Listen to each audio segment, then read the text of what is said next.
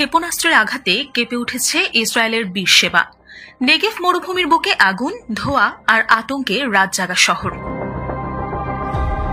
ইসরায়েলের দক্ষিণাঞ্চলীয় শহর বীরশেবা আজ ভোরে এক অবিশ্বাস্য ঘটনার সাক্ষী হয়েছে। কাতার ভিত্তিক সংবাদ মাধ্যম আল জাজিরার এক প্রতিবেদন বলছে, শহরের উপর সরাসরি আঘাত এনেছে ইরানের ছোড়া ক্ষেপণাস্ত্র। সকাল 6:30টার দিকে শহরে বেজে ওঠে সাইরেন। আতঙ্কিত মানুষ তখন বাংকারে ছুটছেন, কেউ আবার পরিবারের সদস্যদের হাত ধরে দৌড়াচ্ছেন নিরাপদ আশ্রয়ের খোঁজে। এর কিছুক্ষণের মধ্যেই একটি প্রচণ্ড বিস্ফোরণের শব্দ, যেন শহরের বুক চেড়ে উঠল আগুনের ফুলকি। ধোঁয়ায় আচ্ছন্ন বীরশেবার আকাশ, শহরের একাধিক ভবন ক্ষতিগ্রস্ত। কুদস নিউজ নেটওয়ার্ক জানিয়েছে, একটি আবাসিক ভবনে সরাসরি আঘাত এনেছে ক্ষেপণাস্ত্রটি। আগুনে লেলিহান শিখা ছড়িয়ে পড়ে আশেপাশে।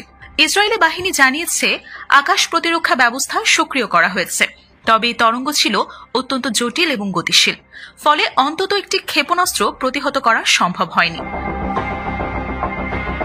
ইসরায়েলের জরুরি সেবা সংস্থা বলেছে, হামলায় আহত 5 জনকে হাসপাতালে নেওয়া হয়েছে।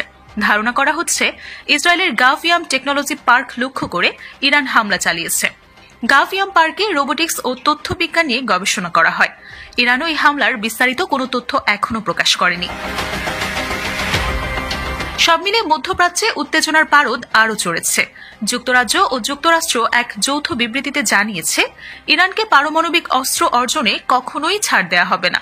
ব্রিটিশ পররাষ্ট্রমন্ত্রী ডেভিড ল্যামি বলেন, এই মুহূর্তে বিশ্বের সবচেয়ে বিস্ফোরক পরিস্থিতি বিরাজ করছে। কূটনীতির জানালা খোলা মাত্র 2 সপ্তাহের জন্য। মার্কিন পররাষ্ট্র মার্কো রুবিও ও প্রেসিডেন্ট ডোনাল্ড ট্রাম্পও শিগগিরই ইরান প্রসঙ্গে বড় সিদ্ধান্ত নেওয়ার ইঙ্গিত দিয়েছেন। তবে আমেরিকার অধিকাংশ আইন প্রণেতা ইরানে হামলা চালানোর বিপক্ষেই অবস্থান নিয়েছে।